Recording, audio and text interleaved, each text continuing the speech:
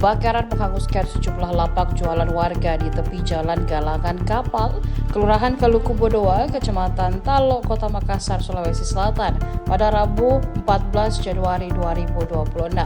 Kobaran api besar tampak membuat panik warga sekitar. Beberapa warga berusaha memadamkan api dengan air menggunakan ember.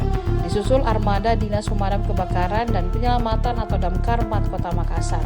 Kabin Operasional Damkarmat Makassar Cakrawala mengatakan, informasi terjadinya kebakaran diperoleh pukul 12.23 waktu Indonesia Tengah dan petugas damkar tiba di lokasi 3 menit kemudian. Adapun objek yang terbakar adalah lapak jualan yang juga dijadikan rumah tinggal oleh warga. Kobaran api, kata dia, berhasil dipadamkan kurang lebih 12 menit pada pukul 12.36 waktu Indonesia Tengah. Adapun pemilik lapak masing-masing bernama Daeng Jarre Epong, Awal, dan Kamal. Total ada 4 kepala keluarga dengan 15 jiwa terdampak akibat peristiwa tersebut. Terpisah, Kapolsek Talok AKP Aspada mengatakan pihaknya masih menyelidiki penyebab pasti kebakaran tersebut.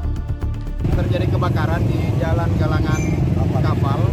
Jadi ada kurang lebih 4 warung yang hangus terbakar.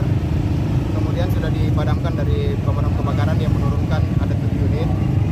Informasi yang kami dapatkan lebih awal bahwasanya titik api berawal dari penjual kelapa muda. Jadi itu diakui oleh pemilik sendiri pada saat dia tidur bangun keluar sudah ada api, sehingga dari situ dia menyelamatkan orang tuanya dan api sudah membesar karena diawali dari informasi dari pemilik adalah korsleting daripada listrik itu sendiri. Apa sih, dari listrik atau dari kompor bulan? Informasi dari pemilik warung korsleting listrik karena dia tidak menggunakan kompor tadi.